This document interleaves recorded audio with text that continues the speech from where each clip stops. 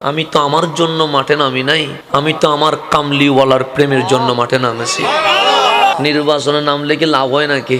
যা ইনকাম করছেন সব চলে যায়। আওয়ামী লীগ যারা করে ওদের মধ্যেও সুন্নি আছে, তো বিএনপি যারা করে ওদের মধ্যেও সুন্নি আছে, অস্বীকার করা যাবে না। জাতীয় পার্টি যারা করে ওনাদের মধ্যেও সুন্নি আছে না? নাই আছে, কিন্তু প্রত্যেক দলের কিছু নিয়ম কানুন আছে। ওনারা নিয়ম কানুনের বাহিরে কথা বলার কোনো সুযোগ নাই। যেমন আল্লামা শহীদ ফারুকি রহমতুল্লাহ আলাই, ওনাকে শহীদ করে দিয়েছে, কিন্তু এই বাংলাদেশের বড় কোনো নেতা মুখ খুলতে পারছে? পারে নাই। কেউ সুন্নি কিন্তু মুখ খুলতে পারে নাই কেন? উপর থেকে কি আছে? নিষেধ আছে। সুন্নি ইমাম হজরতে শহীদ মৌলানা রইসউদ্দিন রহমতুল্লাহ আলাই দিন দুপুরে সূর্যের আলোতে মব সৃষ্টি করে মেরে ফেলেছে। কোন দলের নেতা নিন্দা জানাইতে পারছে? সুন্নি কিন্তু নিন্দা জানাইতে বরংস এই খুনিদের বিচারের দাবিতে যখন ছোট ছোট ছাত্ররা মাঠে নেমেছে, তাদেরকে যখন জেলে নিয়ে গেছে, তখনও আমাদের অনেক নেতারা মুখ খুলতে দোষ ওনাদের না, ওনাদের উপর থেকে কি আছে? নিষেধ আছে। ওনার চাইলেও মন কাঁদে কিন্তু মুখ খুলতে পারে না। তা আমরা যেটা বলছি, সরকার আপনারা গঠন করেন, আমাদের কোনো আপত্তি নাই। 151টা সিট পাইলেই সরকার, আমরা বলি 165টাও নিয়ে দেন, কোনো ঝামেলা নাই। পারলে 200টাও নিয়ে নেন, কোনো ঝামেলা নাই। আমরা কারো বিপক্ষে না।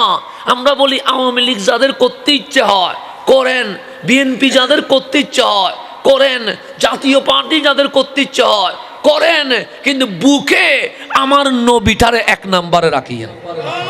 আমরা এটাই বলতেছি না নাকি? আমার 54 বছর ধরে আমাদের মাহফিলে এটাই তো বলতেছি, নবীরে বুকে রাখিয়েন।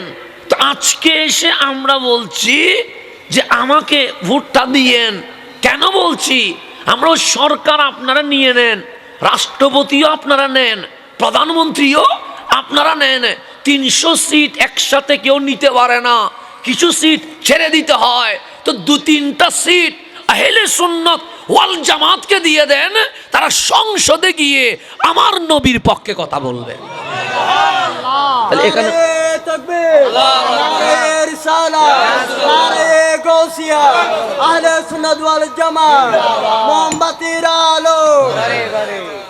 নবীর পক্ষে কথা বললে, নবীর পক্ষে রহমত আসে না গজব আসে? রহমত আসে। গজব আসার তো কোনো সিস্টেম নাই। আমার নবীটার নাম কি? রহমতুল্লিল আলামিন। মক্কা শরীফ গেলে এই আনোয়ারাতে অনেক পাহাড় আছে না? নাই আছে, অনেক পাহাড় আছে। কোন পাহাড়ের নাম কি রহমতের পাহাড় আছে না এখানে? আলী জিন্নাজুত আপনাদের খতিব মনে হয় নাকি? এই খতিবের জীবনে মিম্বরে দাঁড়ায় কি বলছে যে বাংলাদেশে একটা পাহাড় আছে, যে এই পাহাড়ের নাম রহমতের পাহাড়। এরকম আছে? রাঙ্গামাটিতে কত সুন্দর পাহাড়, রহমতের পাহাড় না। বান্দরবনে কত সুন্দর পাহাড়, রহমতের পাহাড় না। কিন্তু মক্কা শরীফ গেলে একটা পাহাড় আছে, নাম তার জবলে রহমত। আছে না? নাই। জবল মানি পাহাড়, রহমত মানি রহমতের। আজকেও পাহাড়ের নাম চেঞ্জ হয় নাই। অনেক জায়গার নাম কি হয়ে গেছে? চেঞ্জ হয়ে গেছে। নজদের নাম রিয়াদ হয়ে গেছে। এরকম অসংখ্য নাম চেঞ্জ হয়েছে, কিন্তু পাহাড়ের নাম এখনো জবলে রহমত আছে। তো আপনি ওই পাহাড়ের সামনে গিয়ে জিজ্ঞেস করেন, কিরে পাহাড়, বাংলাদেশেও তো অনেক পাহাড় আছে, কোন পাহাড়ের নাম রহমত নাই, তোমার নাম জবলে রহমত কেন? তখন পাহাড় বলবে, তোমার বাবা আদম আমি পাহাড়ের উপর উঠে হাবিবুল্লাহর নাম নেওয়ার কারণে আমার নাম রহমতের পাহাড় হয়ে গেছে। নবীর নাম নিলে পাহাড়ের নাম কি হয়ে যায়? রহমত হয়ে যায়। এটার নাম রহমতুল্লিল আলামিন। আমার নবীটার দামি না অদামি? তো আমরা যদি আল্লাহ বিজয় দে, মানুষ যদি চেষ্টা করে, আমরা যদি নবীর পক্ষে কথা বলি, তাহলে বাংলাদেশে তার অশান্তি থাকবে না, তার রহমতের বাংলাদেশ হয়ে যাবে। তো এটাও করলে কি কোনো দলের ক্ষতি হয়ে যাবে? আমি তো সেটাই বলছি, আপনারা যেই দলেই করেন, সব দল মিলে আপনারা বলেন 2-1টা সিট আমরা ওনাদেরকে দেই, ওনারা তো কোনো দলের তাবেদারি করবে না, ওনার সংসদে দাঁড়িয়ে আল্লাহ এবং হাবিবুল্লাহর পক্ষে মন খুলে কথা বলতে পারবে। এই তো আমাদের মকসদ, এছাড়া কি আমাদের আর কোনো মকসদ আছে? সেদিন থেকে আমরা রাস্তায় রাস্তায় হাঁটতেছি, মানুষের দুয়ারে দুয়ারে যাচ্ছি, একটা কারণে আমাদের সম্মান কি কোনো দিকে কম ছিল নাকি? গাড়ি থেকে উঠা, গাড়ি থেকে নামা, সুন্দর করে এক আইটেম দিয়ে তো আর খাবার খাওয়ায় না, 2 আইটেম তো না, 12-14 আইটেম দিয়ে খাবার খাওয়ায়া তারপর কোথায় আনে? স্টেজে আনে। যাওয়ার সময় আবার হাদিয়াও দেয়। বিশাল সুন্দর বিলাসিতার জীবন। এই সুন্দর জীবন কার আছে? কথা ঠিক না? গাড়ি থেকে উঠে গাড়ি থেকে নামা দিয়ে সবজি দিয়ে খাবার না, 20-25 আইটেমও করে, এরকম আছে না? নাই আছে। আমাদের চট্টগ্রামে তো 7-8 আইটেমের নিচে কোনো আইটেমই নাই। আবার আপনি যখন কিশোরগঞ্জে যাবেন, অষ্টগ্রামের দিকে যাবেন, শুধু মাছ আর মাছ। মাছের যে এত প্রকার আছে, সেদিকে হাওড়া এলাকায় না গেলে বুঝতেই পারবেন না। এক এক অঞ্চলে এক এক রকম মেহমানদারি করছে আমাদেরকে।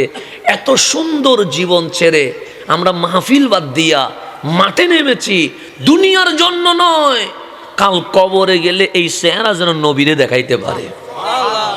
আমরা বিলাসিতা ছেড়ে দিয়ে কোথায় নেমে গেছে? মাঠে নামছি ইয়া রাসূলুল্লাহ আপনার কথা বলার জন্য। তা আমাদের সাথে কি কারো বিরোধ আসেনি? নাই, কারো বিপক্ষে তো না আমরা। সেই জন্য কেউ শত্রু বুঝবার কোনো দরকার নাই। আমরা নেমেছি, নামার মতো মুহূর্ত পরিস্থিতি আসছে বলেই আমাদেরকে নামতে হয়েছে। কথা ঠিক না? আল্লাহ যেন বুঝার তৌফিক নসিব করেন। সেই জন্য আপনারাও এবার একটু মাইন্ড কি করেন, চেঞ্জ করেন। আমি ভোট দিব কাকে? যে আমার জানাজা ইমামতি করতে পারবে। আমরা ভোট দিব কারে? যে আমার গোসল দিতে পারে। আমি ভোট দিব কারে? যে আমার কবরে শোয়াইতে পারে। আমি ভোট দিব কারে? যে আমার কবরে দেওয়ার পর জিয়ারত করতে পারে। তাহলে একটু মাথার মধ্যে আনতে হবে। কে মিম্বরে দাঁড়াইতে পারে, তারে ভোট দিতে হবে। কে ইমামতি করতে পারে, তারে ভোট দিতে হবে।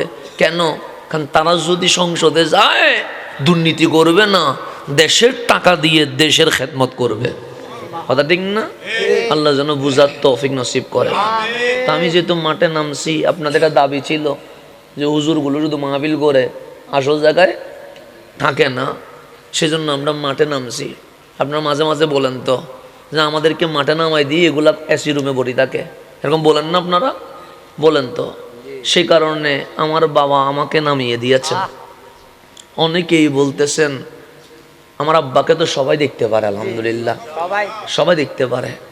আমার বাবাকে দেখতে পারে না এমন কোনো মানুষ আমি খুঁজি পাই নাই, সবাই দেখতে পারে।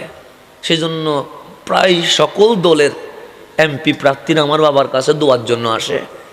তো আমি যখন মাঠে নামছি, তখন আমার বাবাকে অনেকে বলতেছে আপনারও সবাই দেখতে পারে, ছেলেটারও এমনভাবে বানাইছেন ওরেও সবাই দেখতে পারে। আলহামদুলিল্লাহ আপনাদের দোয়ায় সবাই দেখতে পারে না, যেই দলে করুক না, সবাই কিন্তু আমাকে কি করে? আদর করে, স্নেহ করে। হুজুরের ছেলে, মুফতি সাহেবের ছেলে, সেই কারণে সবাই আমাকে একটু আদর যত্ন করে।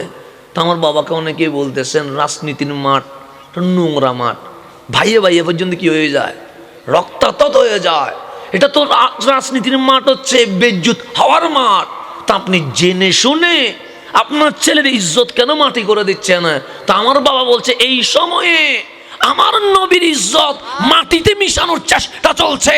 আমার ছেলের ইজ্জত যদি মাটির সাথে মিশেও যায়, কামলিওয়ালার ইজ্জতের জন্য আমি নিজের ইজ্জতও মাটির সাথে মিশিয়ে দিতে পারবো।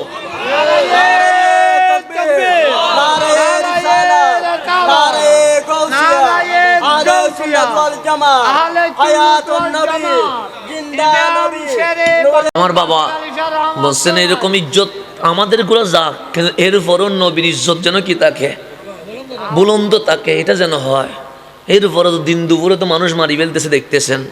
তখন নাকি বাবারে বলতেছেন যদি মারি ফেললে, তা আমার বাবা বলতেছেন নবীর ইজ্জত রক্ষায় এরকম 2-1টা ছেলে যদি মরেও যায় আমার কোনো আপত্তি নেই, আমি কোরবান করে দিয়ে দিয়েছি।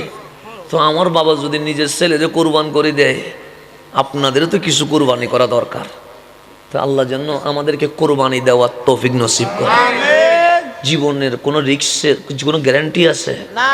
আজকে মরতে হবে, না হইলে কালকে মরতে হবে। দুনিয়ার জন্য না মরে হাবিবের প্রেমে মরে গেলে তো এটাই তো ধন্য। কথা ঠিক না?